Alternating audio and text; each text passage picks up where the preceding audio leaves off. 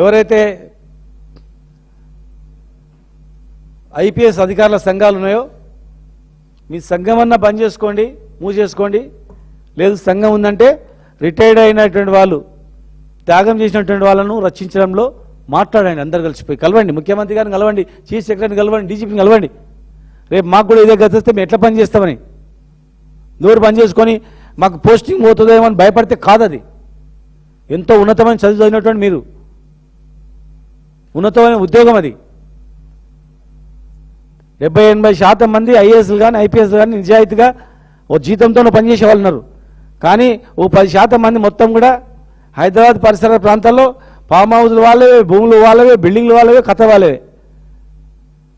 అటువంటి వాళ్ళు పోస్టింగ్లకు కక్కుర్తిపడి కొంతమంది మొత్తం మలినం చేస్తూ ఉన్నారు. నిజాయితీ గల అధికారులైనా సరే ఉన్నారు చాలామంది, వాళ్ళైనా సరే దయచేసి మీరు ప్రభుత్వాన్ని కలిసి చెప్పండి. లేనట్లయితే మేమైతే కూర్చోము.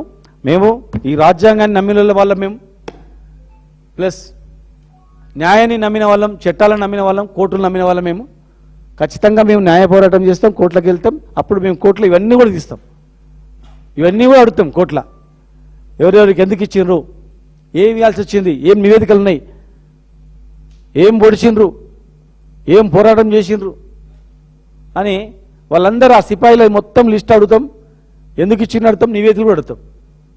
మేము హైకోర్టులో అడుగుతాం, లేదంటే సుప్రీంకోర్టు అడుగుతాం. చట్టాలపై మన నమ్మకం ఉంది కనుక మేము చెప్తా ఉన్నాం.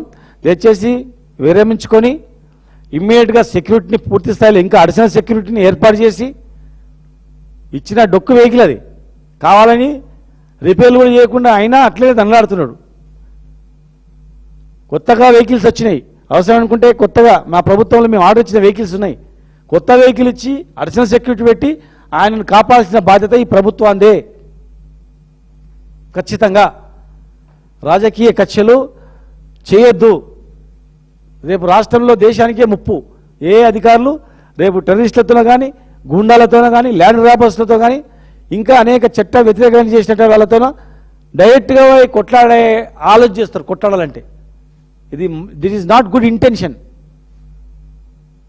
Bad intention. ఇది మంచి ఉద్దేశంతో చేసింది కాదు, ఈ పొలిటికల్ ఇంటెన్షన్ చేసినటువంటిది. విత్డ్రా చేసుకోవాలని మేము డిమాండ్ చేస్తున్నాం.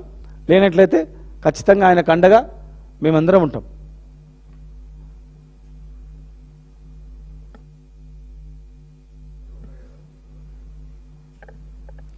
అందుకే కదా ఇప్పుడు ఇమ్మీడియట్గా హోంమంత్రి, ఎడ్యుకేషన్ మంత్రి కీలకమైనటువంటి విద్యార్థులకు కానీ ఇండిపెండెంట్గా ఉండాలి. ఎప్పుడే కానీ ఉంటే ఇండిపెండెంట్ మంత్రి దాని మీద ఆలోచన చేస్తారు. ముఖ్యమంత్రి అయిన తర్వాత 100,00,000 పనులు ఉంటాయని చెప్తారు. ఫైల్ తీసుకుపోవడానికి కూడా అధికారులు పోరు. ఇమ్మీడియట్గా డైలీ ఇంటరాక్షన్ ఉండాలి మంత్రికి, ఎడ్యుకేషనల్ సెక్రటరీకి, హోమ్ సెక్రటరీకి. రోజు మాట్లాడుకుని ఎప్పటికప్పుడు శాంతి భద్రతలు ప్రవేశించడానికి ఒక మంత్రే ఉండాలి సపరేట్గా. ఎక్కడ కూడా ఇన్నేళ్ళ చరిత్రలో అన్ని పెట్టుకోరు, ఇచ్చేయాలా. కీలకమైన శాఖలు ఇచ్చేసి ఓవరాల్గా సూపర్వైజ్ చేసుకోవాలా. ఇలా ఒక్కరెవరు కనుక అధికారులు కూడా చెప్పలేకపోతున్నా. హోమ్ మినిస్టర్కు, ముఖ్యమంత్రి దగ్గర ఉన్నందుకు వాళ్ళు సమాధానం చెప్పాలి. నోరు బంద్ చేసుకుంటే కాదు అధికారులు. రేపు ఖచ్చితంగా ఆయనకి ఏమైనా జరిగితే మేము అధికారులను పట్టుకుంటాం. మేము అధికారులకు గల్లబట్టి అడుగుతాం. మేము ఏమైంది అని చెప్పి ఏదైనా జరిగితే మాత్రం ఊరుకోం. మేము ఏం నివేదిక ఇచ్చినావు, నువ్వేం స్టేట్మెంట్ కూడా రాలేదు, బయట వద్దని ఎందుకు చెప్పలేదు, ఎందుకు నివేదిక ఇవ్వలేదు, ఖచ్చితంగా అడుగుతాం. ఎందుకోసం అంటే ఆయన ఎక్కడ సమస్య వస్తే అక్కడ పోయి మాట్లాడుతున్నాడు.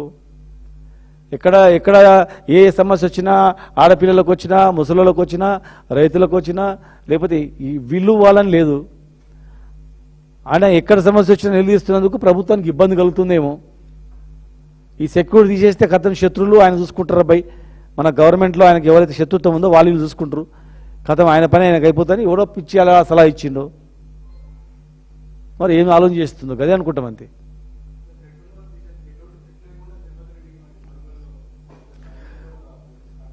అదే అడుగుతున్నాం కదా మేము. చాలామందికి ఎవరెవరు అడుగుతాం. ఇంక ఇప్పుడు ఎవరెవరికి ఇచ్చిండ్రు అనేది మొత్తం లిస్ట్ తెప్పించుకుంటాం. ఎవరెవరికి ఇచ్చిండ్రు సెక్యూరిటీ, అసలు ఏమి నివేదిక ఇచ్చిండ్రు, ఏ భద్రతా దళాలు చెప్పినవి, ఏమిట్లా కొట్లాడినరు, ఏమిట్లా పోరాటం చేసిండ్రు, మొత్తం ఆ సిపాయిలు కూడా నడుతాం. మావోయిస్టులు అగ్నిస్టులు కొట్లాడినరా, టెర్రరిస్టులకు అగ్నిస్టుల కొట్లాడినరా, లేకపోతే ఇంకేముంది? ఏమైనా మెడల్స్ వచ్చినాయా?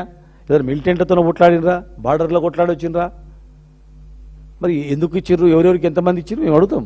ఈయన తీసేస్తే ఇప్పుడు ఇన్ని రోజులు ఎవరు ఇష్టం వాళ్ళు చేసి ఇచ్చుకున్నారు. ఏమైనా భద్రత ఇచ్చిన వాళ్ళకి ఏమైనా మాకు తెలియని మెడల్స్ ఏమైనా వచ్చినాయేమో, సెక్యూరిటీ ఇచ్చిన వాళ్ళకి ఇంకేమైనా అయిందో ఏమో అనుకున్నాము. ఈయన తీసేసినప్పుడు ఖచ్చితంగా మేము ఈ లిస్ట్ అడుగుతాము, ఇచ్చిన వాళ్ళ నివేదిక అడుగుతాము, ఎందుకు ఇచ్చిన అడుగుతాము, కోర్టు ద్వారా పోతాం, న్యాయపరంగా పోతాం. ఇప్పుడు మేము మాట్లాడితే ఏం చేస్తారు? కేసులు పెట్టడము, లోపల వేయడము, ఇది తప్ప అయిపోయింది. అంతకన్నా ఏమైనా ఉందా? ఎవరైనా ఆత్మపరిశీలన చేసుకోవాలా. ప్రజలందరూ వ్యతిరేకిస్తున్నారు, చీ అంటున్నారు, ఎగ్దమ్ ఎత్తుకున్నారు, ఎగ్దమ్ కింద నేల పెట్టి కొట్టినంటే ఏముంది, మనం ఏం తప్పు చేసినామని పరిశీలించుకొని ఈ 2 ఏళ్లలో దాన్ని రెక్టిఫై చేయాలని ఆలోచన చేస్తారు. కానీ ఇంకా తప్పు మీద తప్పు చేసుకుంటా పోతున్నారు. కానీ మాకు కూడా కావాల్సింది అదే, చేయని మేము న్యాయపరంగా మేము ఎదుర్కొంటాం.